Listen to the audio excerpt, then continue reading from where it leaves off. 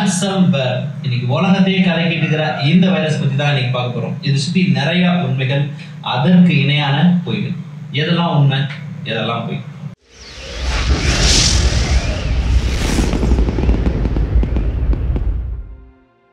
ransomware இன்னைக்கு உலகத்தை கலக்கிட்டு இருக்கிற ஒரு வைரஸ். இந்த வைரஸ் என்ன பண்ணும்? ஒரு கம்ப்யூட்டர் அட்டாக் பண்ணிச்சுன்னா அந்த கம்ப்யூட்டர்ல இருக்கிற எல்லா டேட்டாவையும் லாக் பண்ணி வச்சுட்டு குறிப்பிட்ட அமௌண்ட் கட்டினா மட்டும்தான் அதை திரும்ப டேட்டாவை ரெக்கவர் பண்ண முடியும்னு ஒரு மெசேஜ் கொடுக்கும். இந்த ransomwareங்கிற வைரஸ் 1989 இருந்தே உலகத்தில் இருக்கு. அப்போ இருந்த மேல்வேர் வேற. அதை முதல்ல டிசைன் பண்ணவர் ஜோசப் பாப் அப்படிங்கிறது. அவர் என்ன மாதிரி பண்ணியிருந்தாருன்னா எய்ட்ஸ் டார்ஜன் அப்படிங்கிற நேம்ல ஒரு வைரஸ் கிரியேட் பண்ணியிருந்தார். அந்த வைரஸ் என்ன பண்ணுன்னா ஒரு கம்ப்யூட்டர் அட்டாக் பண்ணும், அதில் இருக்கிற ஏதோ ஒரு சாஃப்ட்வேரை இதோடைய லைசன்ஸ் முடிஞ்சிருச்சுன்னு உங்களுக்கு யூஸ் பண்ண முடியாத மாதிரி ஆக்கி அதுக்கு நீங்கள் பணம் கட்டணும்னு லெஜிட்டிமேட்டாக பார்க்குறதுக்கு பக்காவாக ஒரிஜினலாக தெரிகிற மாதிரி ஒரு மெசேஜ் வரும். அதை பார்த்து நிறைய பேர் ரினியூவல் பண்ணாங்க அந்த காலத்தில். அப்படி கிடைச்ச பணத்தை வச்சு அவர் நிறைய ஏமாற்று வேலைகள் நடந்துகிட்டு இருந்தபோது அவரை அரெஸ்ட் பண்ணிட்டாங்க. அவர் மென்டலி இல்லுன்னு உருவாச்சு.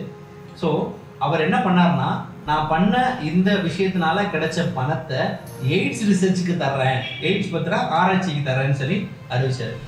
தப்பே செஞ்சாலும் ஒரு இன்ட்ரெஸ்டிங்கான முடிவாக இருந்தது. முதல்ல இதில் இருக்க இன்ட்ரெஸ்டிங்கான ஃபேக்ட்ஸ் எல்லாம் பார்த்துடலாம்.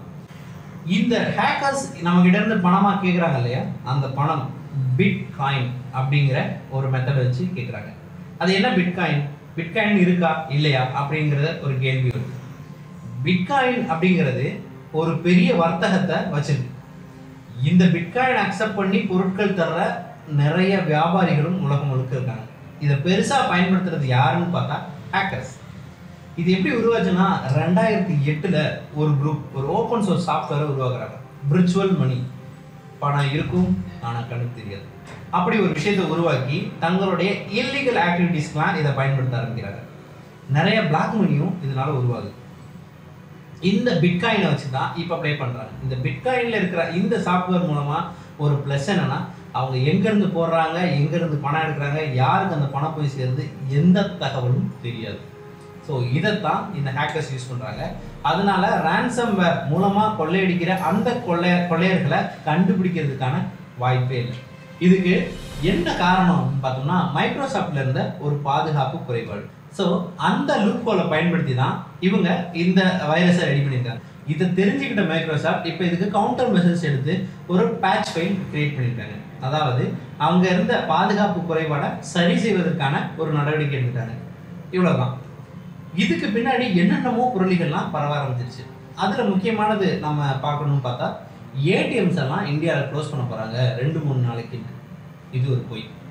ஆர்பிஐ இதை டினை பண்ணிடுச்சு. ஆனால் சில இடங்களில் ஏடிஎம் மூடுறாங்களே, சில செய்திகள்லையும் அதை பார்த்தோமே. அது ஏன்?